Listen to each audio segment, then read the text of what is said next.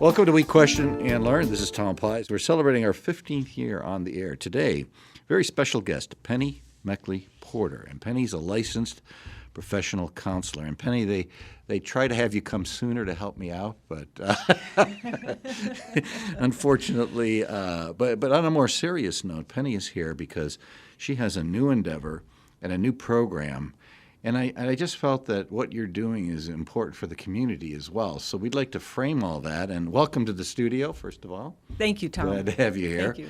So talking about your career, you've been busy for the last, 15 years, right? Your career is? So I am a licensed professional counselor, a psychotherapist, and I went to school to become a therapist in 2005. And then I graduated in 2007. And worked for a while at one of the children's agencies in town. Oh, wonderful. You can mention it. It's fine. Yeah, Sarah Reed Children's Center. Isn't that wonderful? Yes. And they do outstanding work. They do outstanding work, And you've been yes. there for a while? I was there for two years, maybe a little bit over 2 Okay, years. yeah. And then I joined some people I knew in private practice and launched a private practice. Wonderful.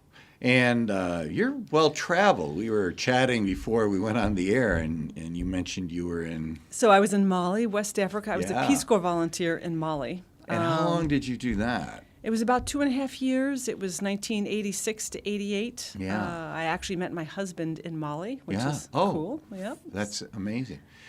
Yep. That would be a story unto itself. What provoked you to go work with the Peace Corps? It's just Well, I don't something know. you I wanted guess to I do? had always thought it was really interesting. And when I graduated from college, I had a major in computer science. Really? I did. My major was computer science, and I actually had a couple of job offers, but they actually seemed really boring, like sitting in a cube working on some tiny piece of a huge computer program. And so it seemed boring, and I thought to myself, well, I've always wanted to join the Peace Corps, and, now might be the time. Like, why not? kidding. Why not now? And so I actually joined. I was 2 years 21. Young, ambitious, and you don't regret a minute of it, I bet. No, I don't regret a minute of it. I mean, it definitely changed my life. Like, it sounds really dramatic, but No, it did no. because it just kind of reframed the way I picture myself and the world and people. So it really had a huge impact on me. So what motivated you to be in the career you're in now?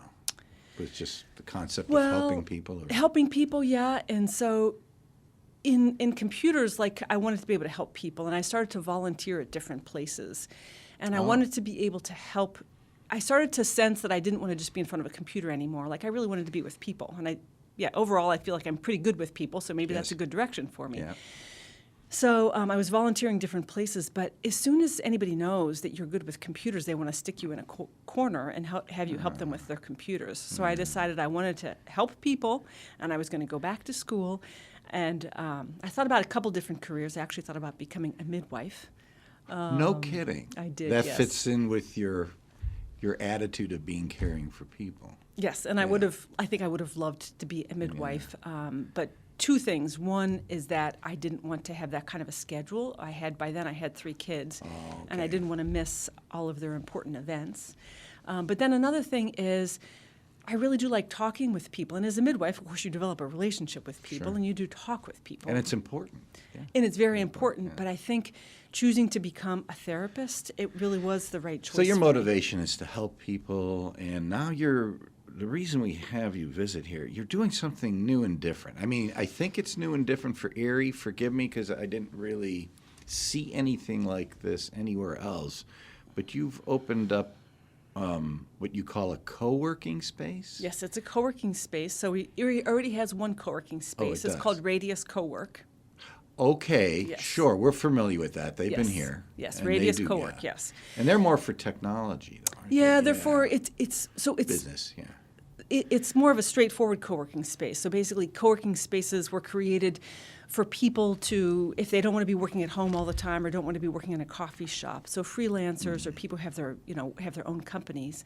It's a place where they can come together, have some community with other people, and it's also about shared resources. So there's all these desks and So stuff. has this been prevalent in the medical industry, or is it No, just something and so having you... co-working spaces for therapists, it actually is an unusual idea. That's what I say. This is like a one-of-a-kind, if not a first-of-a-kind Right. endeavor. So it's called Thrive Therapy Space. We launched on September 3rd, and we're up on Cawhee Road Yeah. at Forest Hills Commons. And basically, it is a new idea here locally, but it's a new idea overall. So co-working spaces do seem to be starting to specialize. And so now in the bigger cities, you'll have a co-working space where basically the people who are members are engineers. Or you'll have Yeah. a co-working space where people are computer scientists. And so they are starting to specialize. So this is a very specialized co-working space designed specifically for mental health therapists and What counselors. motivated you to do this? Did you just wake up one morning, or was it a result of all your work in your field? I guess it was a mix of different things. One is I was kind of wondering, how to give back. So, like, I think as we age in any profession, perhaps we have some wisdom. Hopefully, we have some wisdom. But as we have more experience and more age in any profession, then hopefully we can mentor younger people in some way. So you're not only creating a co-working space, but you're giving back to the community with this concept, helping people. Yes, I'm trying to. So, I mean, the idea of Thrive first is to help the therapists. Okay. Because basically, I'm trying to create a place, a space where the therapists themselves feel really supported, and the therapists have a sense of connection and community and collaboration. Now, did you have to design this physically somehow? What were your thoughts on how to Well, to build this design space? it, right, to design it physically, I knew I wanted a separate entrance for our clients. So basically, it's a place for therapists. Yeah. And so therapists can become members. But some of the therapists will have therapy there. Some might have a practice elsewhere, so people can be a member of Thrive Therapy Space even if they have a practice elsewhere. So it's Because a it is a sharing place, community. even though they have established their own clientele and communities. Right, so they can have their own practice elsewhere, or they might work for an agency in town. And how many folks have... So far, there are 18 of us. Oh, I was thinking Members. maybe one or two to start. Well, so far, there are 18 of us. So this just created all kinds of adrenaline. People got excited about this. Yeah, I think people are excited, and, Yeah. and when people join co-working spaces, Oh my gosh, that's the it's size of a often club, for heaven's sakes. That's it's often wonderful. kind of self-selecting, the people who want to join a co-working space. Self-selecting because people who want to be part of a community and people who want to be, learning all the time. So, yeah, people end up being kind of self-selecting. How did you market this? Did you just call on folks you knew? Was it the camaraderie of your industry, of your specialty? How did you find these people? Well, so far, my daughter's helped me a lot, Eliza Porter, so she's working with me, and she helps me with the, social media things. Okay, good. Right. Yeah, got to have one of those, right? Yeah. But as far as getting the word out, there's been a bunch of different ways. One is locally there's a group. It's a closed Facebook group. It's called the Erie Regional Psychotherapy Alliance. No kidding. And about 170 or 180 therapists on there. And basically, we can get on to this group, and we can, like I said, it's a Facebook group. We can ask questions. Maybe I have a client, and I need to find a therapist for this client, or I have so we can ask questions. We can put up information.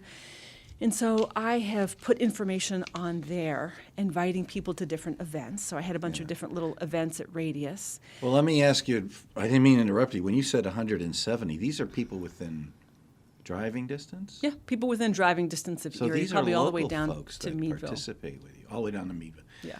And so I did not create that group. No. Oh, that but group, that group was already created. So I've Yeah. I've put information there. Yeah.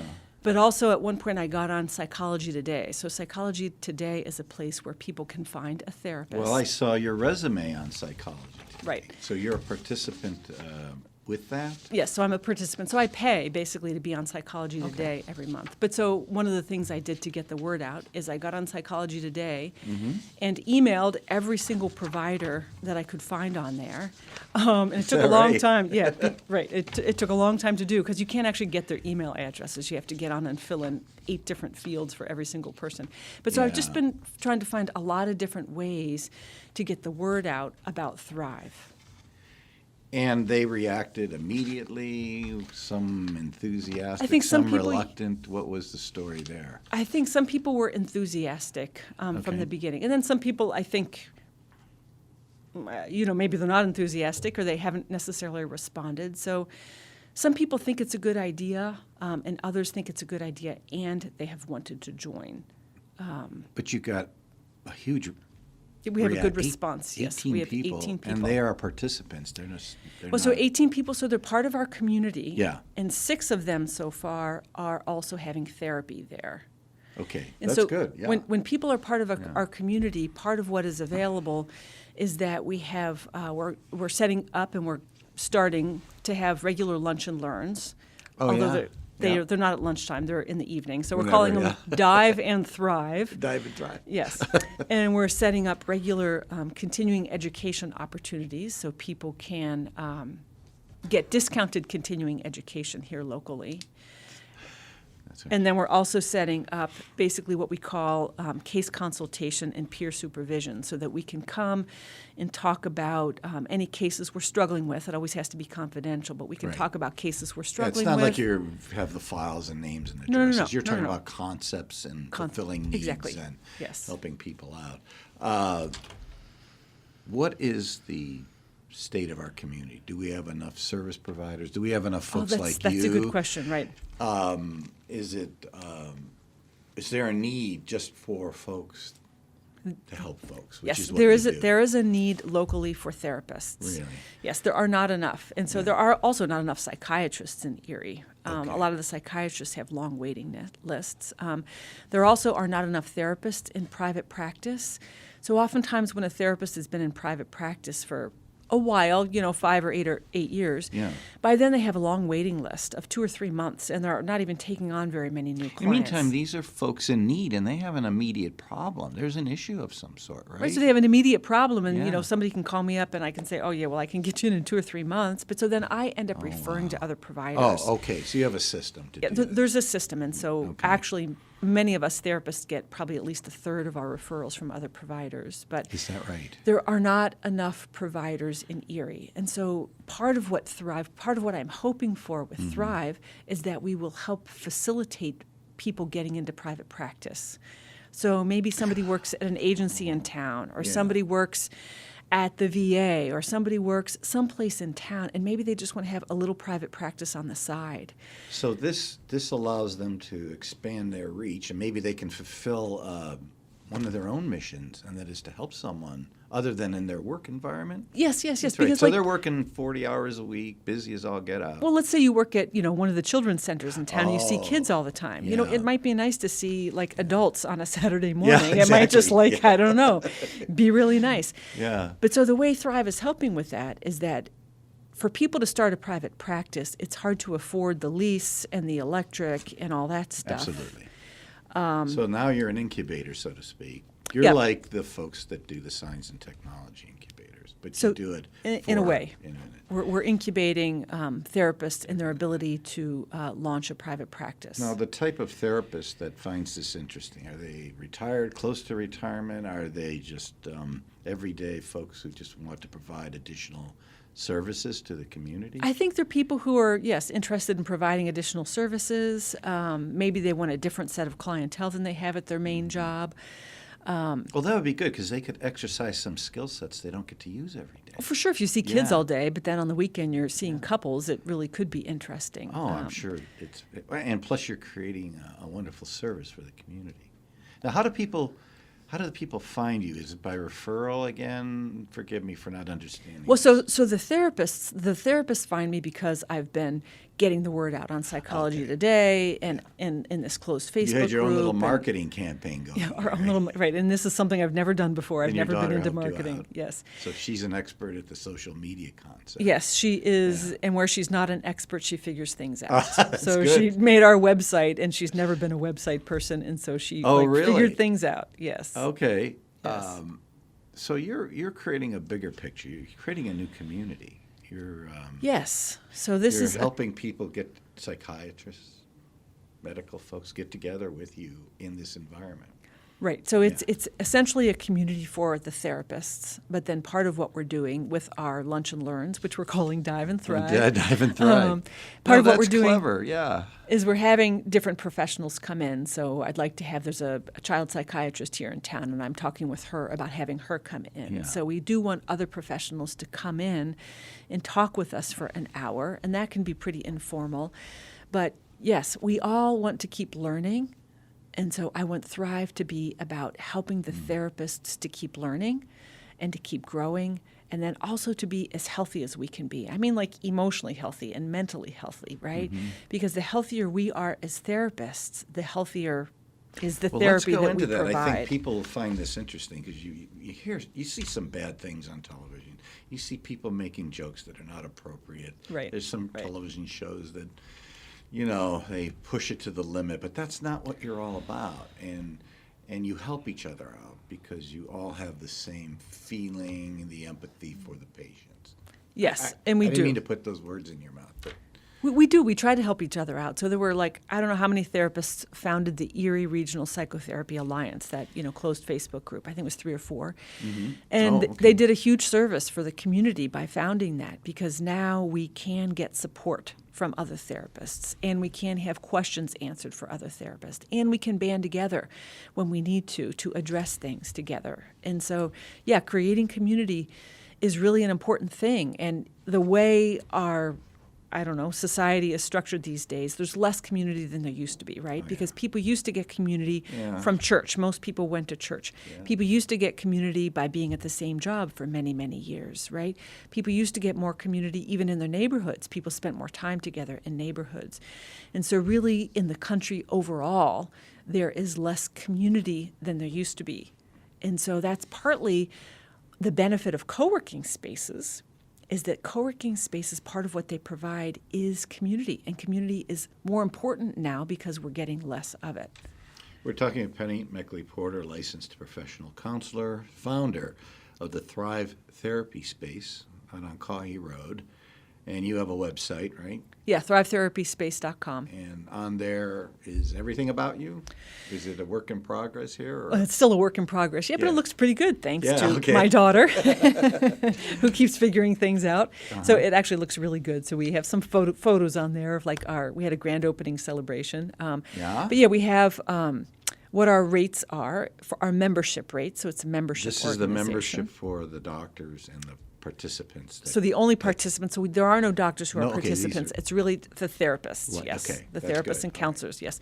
So we have a page on there that shows our membership rates. We have a page on there that shows who the therapists are that belong to the community overall. Like I said, there are 18 of us who belong to the community. Yeah, that's fabulous. And then who the therapists are who are practicing there, because that's a subset of all of the therapists. And so then we have a list of the practicing therapists.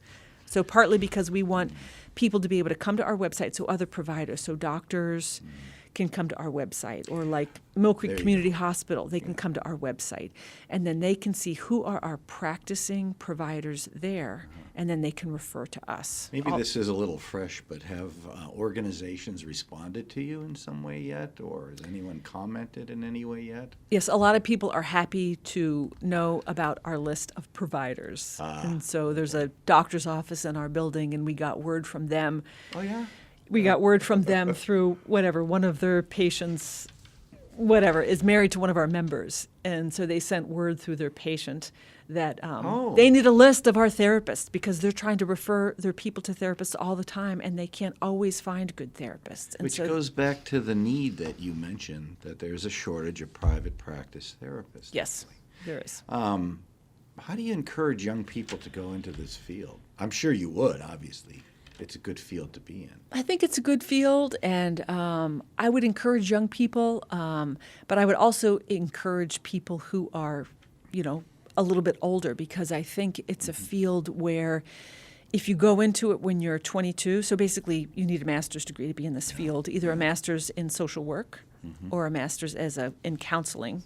So I'm an LPC, a licensed professional counselor, Right. but there are also LCSWs, licensed clinical social workers, who are in this field, Okay. and also licensed psychologists, and licensed LMFT, licensed marital and family therapists are in this field. That's right? it's confusing to the consumer, but It's confusing, but the point being, there are these classifications, and because the needs are critical to what you offer. Right, and so you For can each become person, a therapist. You basically have to have a master's degree in order to become a licensed therapist. Yeah, but you have to have other training as well, right?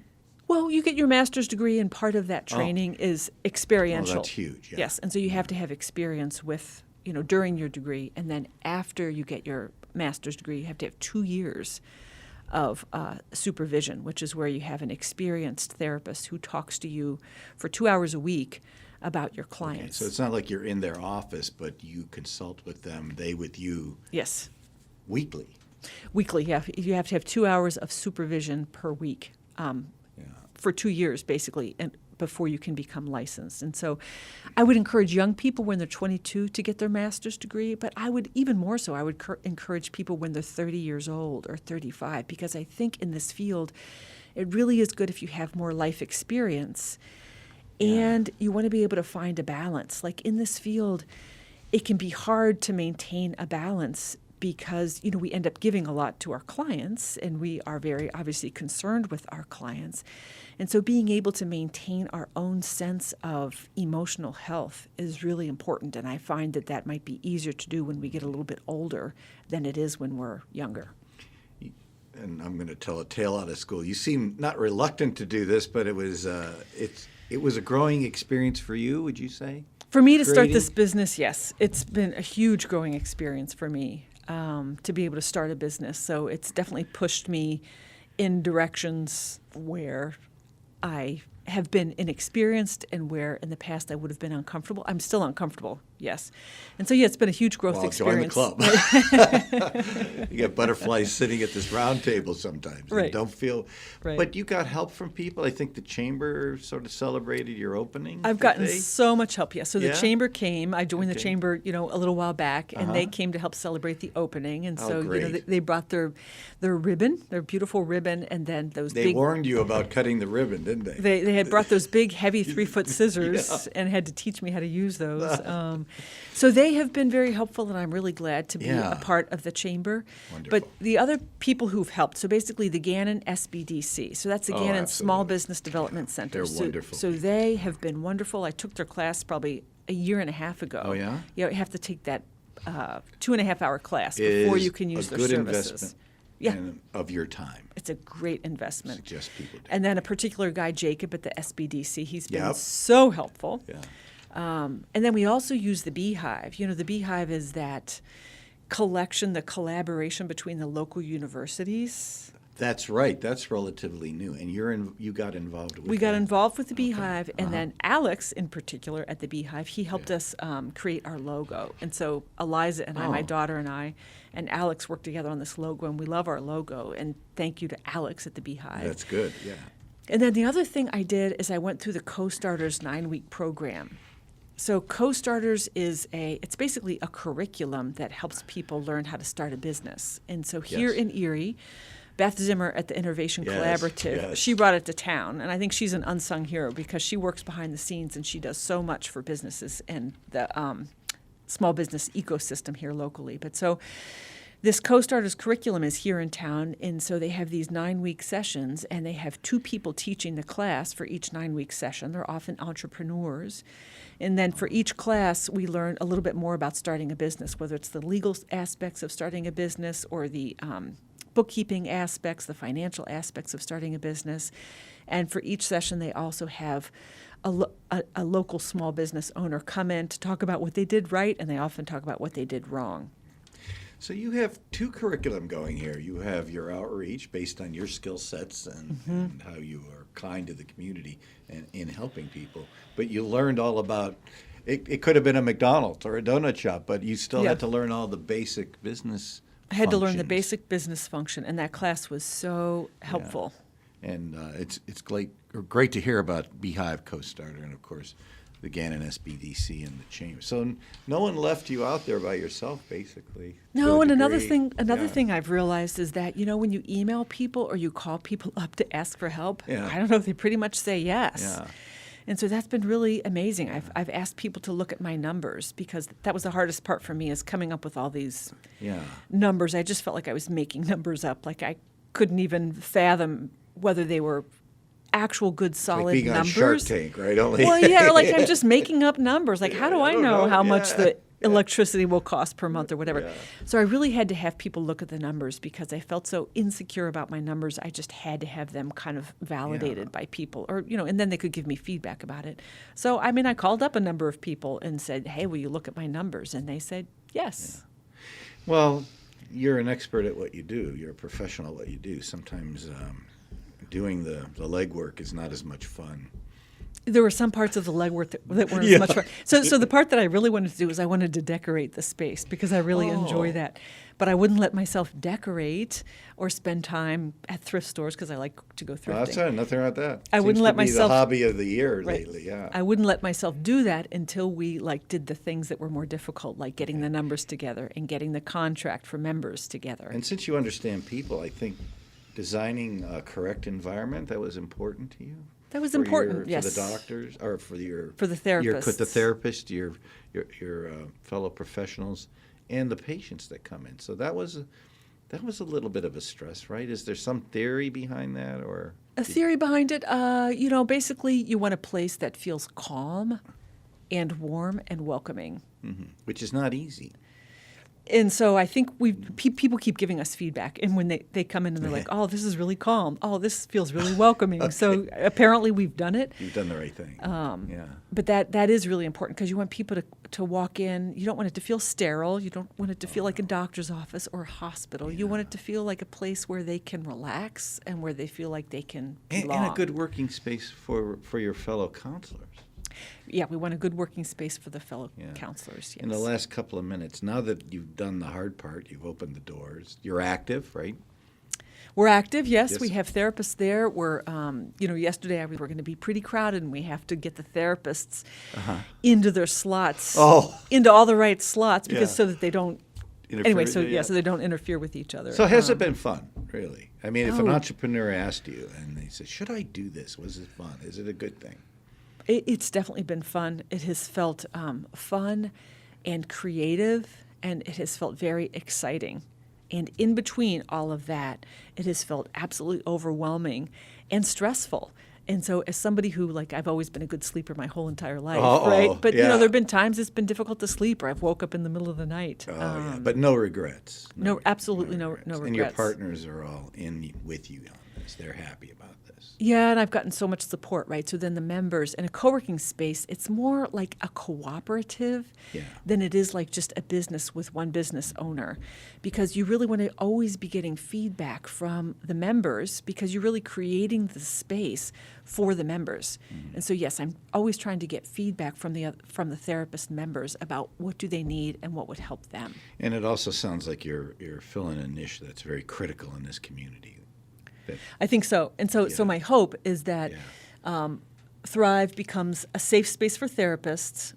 It's respected by all who hear its name. But then the one other thing that happens with co-working spaces is that there is often a synergy that happens. So that is that these people come together. So I'm providing a place for the therapists. But then as the therapists come together, we don't even know what kind of ideas they'll come up with, right? Yeah. So there's a synergy there. So it's not about me coming up with the ideas for the therapists. No, it's about them coming up with. They might come up with programs or groups or solutions for Thrive, but then also for the clients who come to Thrive, and also for the whole Erie community and the Erie region. So that's what I'm hoping for, is that there really is a synergy that happens as a result of this co-working space. Well, not only congratulations, but thank you, because I think you've actually looked at something the community does not have for the psychiatrist, for you, for your own personal goals. And it's quite an achievement, starting a business, and your idea is outstanding, and I'm allowed to say that. Thank you so much for your visit. And one last question. Where do you see this in a couple of years? Or is it because these folks are all together literally creating something new, are you just going to let it evolve, or do you have a plan? Kind of both. Both, The idea yeah. is to let it evolve. Okay. So hopefully we would have many more members, right? Not everybody would be practicing there, but many more members of our community so that therapists locally know each other more. Like sometimes therapists are actually in private practice feeling isolated. So I want Yeah. the whole therapist community locally to feel more connected and to feel healthier. Right? And then I want Thrive to be a piece of helping Erie with its renaissance and renewal. I want Thrive in its own small way to help the Erie community to feel healthier emotionally, to help improve the mental health of The whole idea community. is inspirational. Penny, Mechley-Porter, Thrive Therapy Space, Cawley Road. If someone, should they go to your website to find out more? Is that okay? Yeah, they can go to my website, thrivetherapyspace.com. Thank you so much for being here. Tom, thank you so This much was for very this. good. I learned so much in a short period of time, and best wishes to you. I think that's you're already on your way. I think you've done a great job so far, and I hope your fellow professionals communicate with you on your program. Thank you, That'd and be thanks great. for letting me come on the Oh, show. thank Thanks for you. having me, Tom.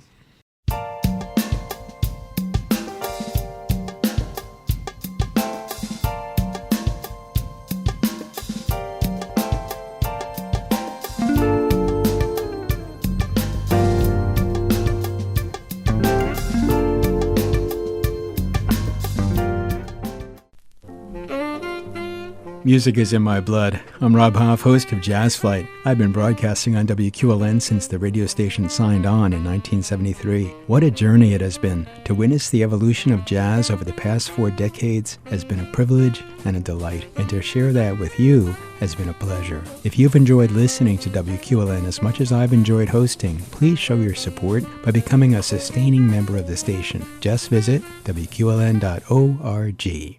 WQLN Radio presents Musical Minutes. My name is Bethany Dressler. I play the saxophone. I began playing the saxophone in 4th grade. My mom actually picked it for me, but I came to love it very quickly. I would definitely recommend to get into music. It's a great activity. You come to know a lot of people through it, and it's just a lot of fun to play. I began with lessons in school, and then not too long after, I started taking private lessons. I love music because it's emotion expressed through sound. It's a vehicle to express yourself. It's just fun to make music with other people. It's just such a rewarding experience. My favorite music is jazz because you get to express yourself, you get to utilize improvisation, and just to speak your mind freely through music. Musical Minutes are brought to you by WQLN Radio and supported by Erie Arts and Culture. For centuries, visitors have found Mackinac Island to be the ideal vacation spot. No cars, no chain hotels, just world-famous Mackinac Island fudge, historic Fort Mackinac, unique shopping, and diverse dining. Join WQLN Road Trips June 11th through 14th for this 4-day, 3-night island getaway. Thursday, we will spend time in historic Frankenmuth, Michigan, complete with a riverboat tour. Friday, we will make our way to Mackinac Island and enjoy 2 nights at the beautiful Mission Point Resort.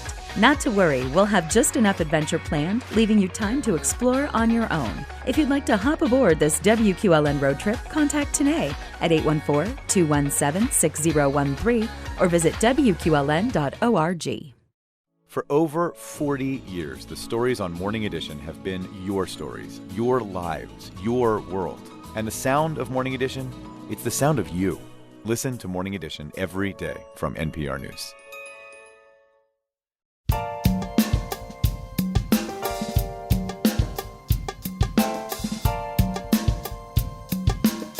Welcome to We Question and Learn. This is actually part 2 of a program with Dr. Andrew Roth. We went through your resume, Dr. Roth. We're not going to do that again. We found your outline on a program series coming up that you graciously called American Tapestry. You had a reason for calling it that.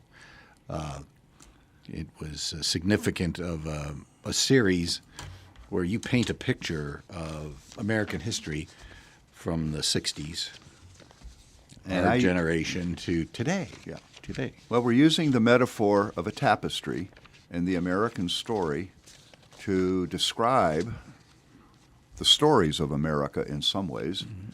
in answering the question, what is the American story, or is there an American story? I think the answer to that question is there probably is not one American story, but there is a tapestry of interwoven stories or threads, and that the cumulative effect of that tapestry is the American story.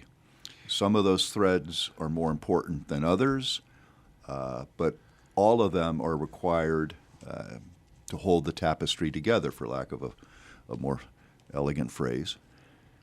As you mentioned in the last half-hour interview, and by the way, by the time we record this and broadcast this, folks can go back to the WQLN/We Question site and listen to your last broadcast. They can actually listen to your last We Question and Learn hour-long interview, which alluded to all this, which was a fascinating outline of a presentation that you did at the Chautauqua Institution, a heritage lecture, and that was in July of 2019, as time goes by here. But your outline, the concept of a tapestry, is that you're telling a series of stories. People like that. People understand stories. They appreciate stories that apply to them, and you've related how these historical interludes apply to our lives today. You must have heard one of my talks, because when I talk about... Sometimes, I'm sorry I missed a couple. We tell ourselves stories. Yeah. The first episode of the actual series, we'll dedicate 30, 40 minutes, whatever, to this topic is, we're talking about American tapestry. We tell ourselves stories. And I think before we get into what those stories might be, we probably need to ask ourselves, what do we mean when we say we tell ourselves stories? As I said in our last episode, I took that line directly. That's why in the printed material, it's always in quotes.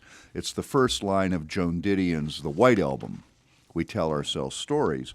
And we might actually read, as we will in the larger episode, a little bit about the line from which that is taken.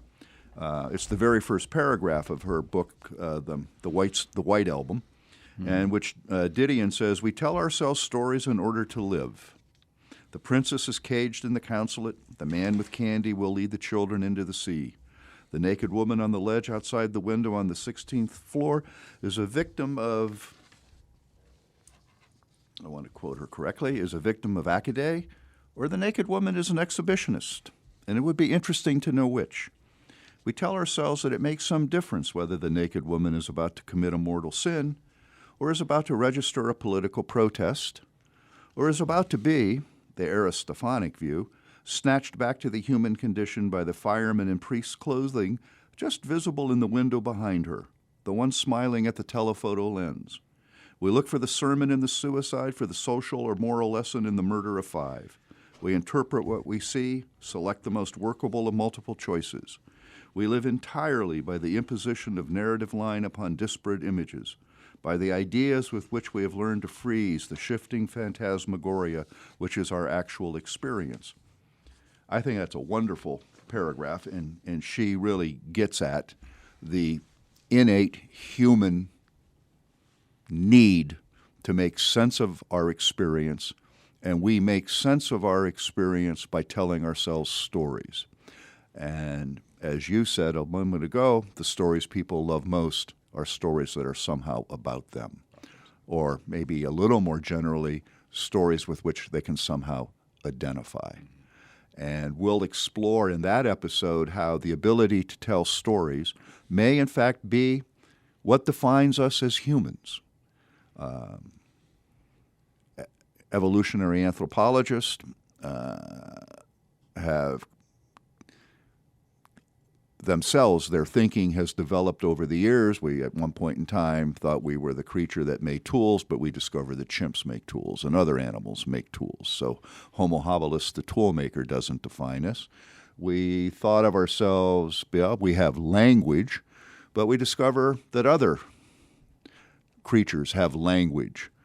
But what might define us is that we have perhaps, and I don't want to give away too much of what that whole episode about is, we have perhaps, or at least as far as we know, we have the most sophisticated ability to use language, and That's a result of a biological fluke that we stood up and walked erect, and we stood up and walked erect. Our larynx dropped into our thorax and enabled us to modulate air. We're on a radio station. We could explain that modulation to people. Of course, most people aren't hearing this over the air, I suspect. This will be, so modulation's no longer, I'm just giving away my age in some ways. But we'll talk at some length about what that means. But we are storytellers. We make sense of our experiences, Joan Didion said, by telling stories. And therefore, it's very important to know what stories we're telling.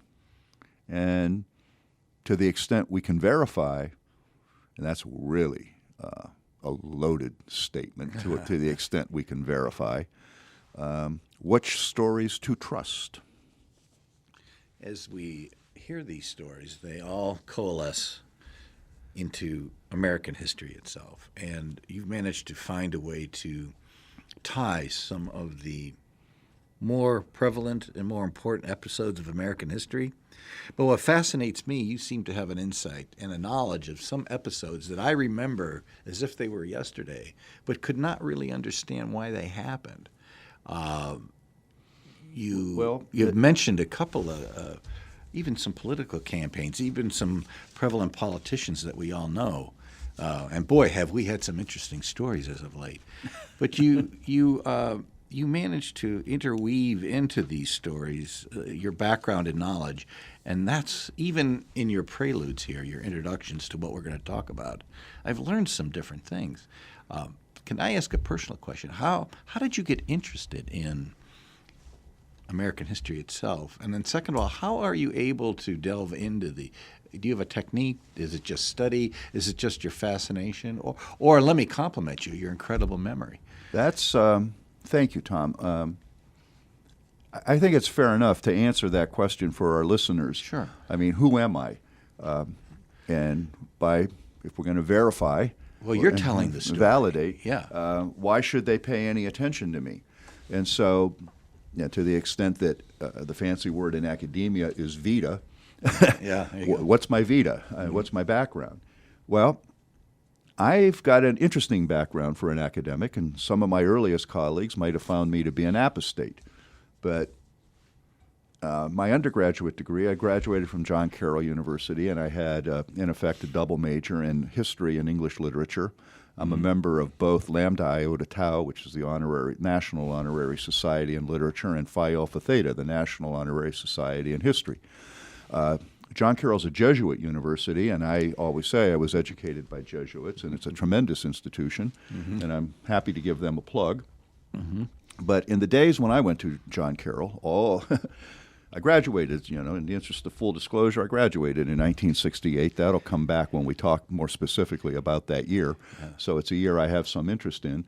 But in those days, everyone was required to take 18 hours of philosophy and 12 hours of theology. And so I took an additional 6 or 9. I'd have to go look at my transcripts to know exactly. But I took an additional 6 or 9 hours in philosophy.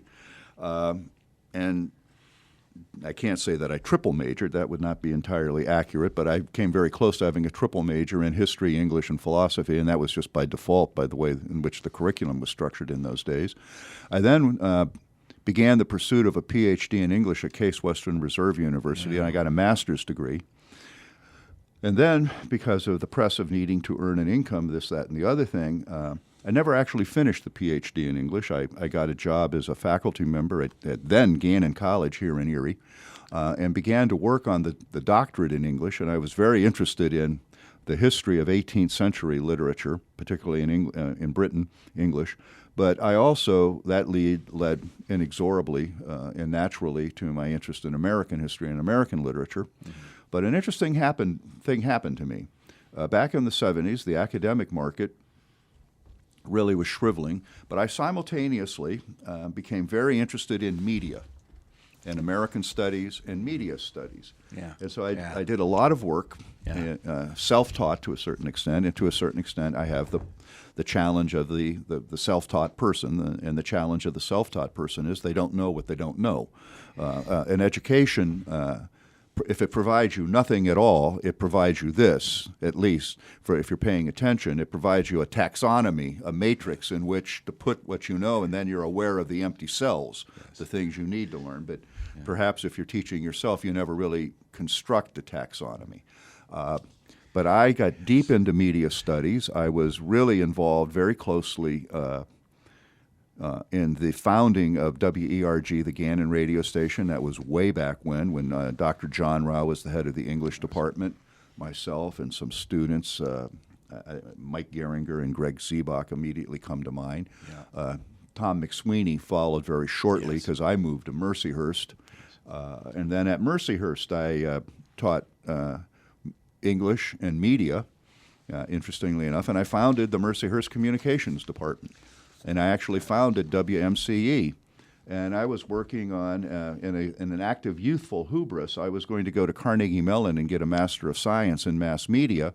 And in an act of youthful hubris, I said, well, I don't want to do that. I already teach all these courses. And that's true. I had, developed all of these courses on my own. I mean, that's one of the Jesuits always said the purpose of an education was to teach you how to learn. And I hopefully have been a good example that their philosophy of education works. I know how to go about it. And so I got deep into media. I founded the communications department. I taught communications. I mean, I taught everything from mass media and popular culture to the history of film to documentary video. I actually taught, back in the days, your engineer will find this amusing, of porta-packs. And the porta-pack was about 2 times as big. I'm pointing to I'm not even quite sure. Little amplifier. A little amplifier on the table here. And the porta-pack was 2 or 3 times as big as that and had reel-to-reel videotape. Yeah, suitcase. It was a suitcase. Yeah. And as I was involved in all of that, I began to discover that the business of media was, in fact, business in some ways. And so I went back to Gannon now as a student and got an MBA in marketing and strategic planning. And for many years then had an academic career. I left the faculty and I was an administrator. And you ran through my vita in the earlier episode, but really quickly. I was tenured as a faculty member in 3 departments, English, communications, and business. But also, as an administrator, I was a director of admissions, dean of enrollment, vice president of enrollment, vice president of academic affairs, dean of the college, and then, as you pointed out, concluded that career as the president of 2 institutions. And along the way in there, I got a PhD in public policy and higher ed finance. So you might be asking yourself, how does all of this tie into this? Well, let's go back to my undergraduate degrees and my first master's degree. You don't have to scratch real deep to discover a liberal arts person who loves literature and history. And so in some ways, in my 3rd or 4th career, whatever career this is, I'm returning to my roots. So one of the things I've, and I have some very good friends who are, much more formally trained historians than me, and I've talked with them about this, and I say, at times I say, what am I doing with this? So, for example, you mentioned the speech on at the Chautauqua Heritage Lecture I did on American tapestry on July 5th. Well, the day before, David Blight, who is the biographer of Frederick Douglass and one of the great historians of our time, gave a marvelous July 4th talk about Frederick Douglass. And I thought to myself, a little bit of imposter syndrome perhaps creeping in. What am I doing? I'm the next speaker. And as I read David Blight and Jill Lepore and Eric Foner, and I just go through the Rolodex, these people are more or less my contemporaries, and I say I can't catch them if I wanted to because I look at their their research. I mean, I literally, I would run out of time. But I had another career that was immensely successful. And so what I see as my role is, and I've talked with a number of people, is my role in some ways is returning to my roots, what I love, and being kind of not an interpreter, but a facilitator of conversations about the work that these great scholars are doing, that we'll refer to them repeatedly in the series, hopefully be able to interview a number of them and gain their insights. And so my background, though, is to really get at the issue is I'm deeply read. I'm a readaholic. I do have all of the academic, background. But what I'm really interested in is understanding where we are and using the one thing that I have that those folks don't have is I have this rather complex across the board. So if we want to talk about media, I can talk about media. If we want to talk about literature, I can talk about literature. If we want to talk about historiography, I can talk about historiography. If we want to talk about public policy, that's what my PhD's in. We can talk about public policy. If we want to talk about business and finance, we can talk about business and finance. And so it turns out that when the Jesuits all those years ago said the object of education isn't so much to stuff your head with facts, but it's to learn how to learn, and to learn how to learn macroscopically. I just made a gesture, and we're on radio and a podcast, but wide range. I think, and I can't say I set out to do this. This is, life happens as it is. As it turns out, this is how my life unfolded. I bring to this discussion a wide range of knowledge and interests, and also the self-awareness to challenge myself and to go and find the people who actually know this in great detail, to check with them, either literally call them up on the phone, which I'm looking forward to doing, or to do a deep dive into their work. To check my sources. Jill Lepore, for example, has, I think, one of the best and most succinct definitions of history. History is the art of making an argument about the past by telling a story accountable to evidence. And what I would like to think we'll be doing in this series is we'll be telling stories about history that are going to be accountable to evidence. So as we talk about American tapestry, we tell ourselves stories. We'll be exploring these things, but they're going to have to all be grounded and anchored in evidence, documented evidence that can withstand, to use a more down-to-earth line, and that's an esoteric academic line, that can withstand the light of day. I thought your resume, forgive me, it's much broader than a resume. Your education, your outlook on life, so to speak, was important in building a foundation underneath this program, because there's a lot of folks that just read documents. They broadcast, so to speak, and I won't get you started on today's media, but the fascination for public broadcasting to me is that you do have this depth of knowledge and this sense of reality, yet you'd like to replace each piece into an American story. Yes. That people can understand, so that when someone tunes into some topic in the program, and we'll not have time to go through them all, but on a couple of these, if I'm looking at your favorite is American music. Yes. And if you could tell us your thoughts about integrating American music into your history story. What's your thought there? What's your thought? Well, music is. I actually think, and this will get a reaction, but maybe not anymore. It's probably not as controversial a statement. It's not even a controversial statement. He just won the Nobel Prize in Literature a year or two ago. I think, for example, that the greatest poet of our generation, although I'm a big Mary Oliver fan, and Jack Gilbert, who's just died, I think the greatest poet of our generation is probably Bob Dylan. And you can't really understand contemporary America unless you understand unless you understand American pop music, and perhaps all the way back into the 19th, even 18th century. But of course, the recorded music is only the early 20th century to the present, although you have the sheet music, et cetera, from the past. Yep. But a lot of the pop music, if you want to use that phrase, from the past is gone. And so to understand this era, and then when we get down to the age of rock and roll, you really can't understand that music. So one of the episodes we'll be looking at is music, music, music. And when we look at 1968, I think you can really get a glimpse, if you will, of the culture wars. And this could be the whole episode, Tom, or maybe even two. Just look at the Billboard Top 100 for 1968.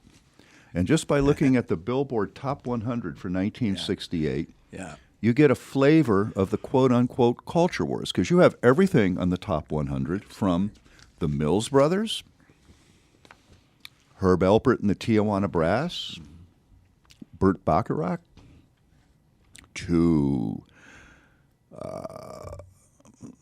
the 19th Street Fruit Gum Company, and I think I just butchered their name, but they're not important, but I'm talking about Bubblegum Rock, to Cream, to Jimi Hendrix, to James Brown, to the Buffalo Springfield. And so by just looking, and I'm working from memory right here, so I need, when we get to that episode, we'll have the Billboard 100, and hopefully we'll have the ability to do at least some snips of that music. But if you look at the music on the Billboard Top 100, it's like a window into the cultural stress of that era. And so you can't really understand that era without understanding the music. And if you want to understand the if you want to understand the baby boom generation and the post-baby boom generations, you need to understand their music. You've just guaranteed thousands of listeners to this program and hundreds of broadcasters who have lived that. It's part of their life. Bob Dylan was a source of inspiration for both. People say that poetry has died. Actually, this is the greatest era, arguably, in American literary history and poetry. There's more poetry being written, and because of the online, because of the web, being published, if not literally, virtually published, than maybe ever. And as in anything, perhaps 90% of it, maybe even 95% of it, should have probably never escaped the drawer. That's right. The old line about the amateur who writes for the drawer and writes for their own edification, which is wonderful. And there was a time when they didn't get past an editor, but now it's all over. But if you look at it now, there's just wonderful work being done. A lot of that work is done in academic circles, interestingly enough. Yes. I think the real work is, and it's a form of poetry, is the lyrics of pop music. And as George Will would say about the music of pop, of rock and roll, he says it's a lot of bad music with pretentious lyrics. Well, I disagree with George Will, and maybe we can call him up and have a discussion with him about that. In the early days, he's going to be in Erie, by the way, sometime in late October, early November for the Global Summit. But as you and I may not remember, in the early episodes of publishing, books came out in episodes and in magazines. Yes, so they were serial. Unfortunately, we're going to have to do this right now in your presentation, so that I hope we've left folks enough to come back and be interested and to hear more of this series. Dr. Andrew Roth, thank you for this episode. We appreciate it. Thank you, Tom.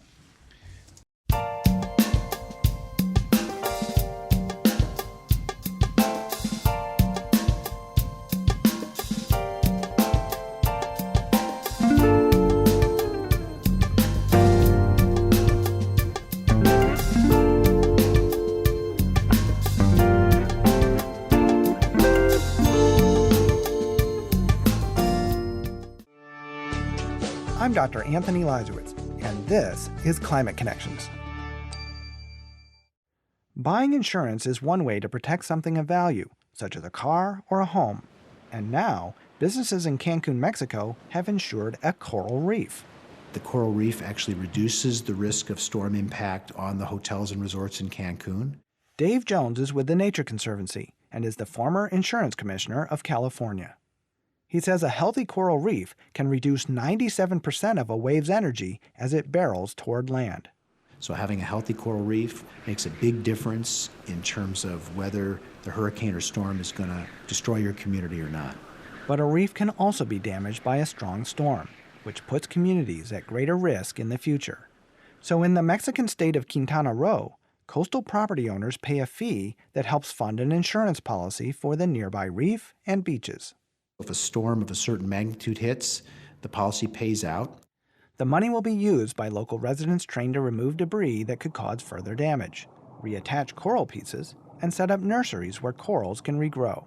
Jones says it's a way to pay for the restoration of an ecosystem that can, in turn, protect people from the intensifying effects of global warming. Climate Connections is produced by the Yale Center for Environmental Communication. Learn more at yaleclimateconnections.org.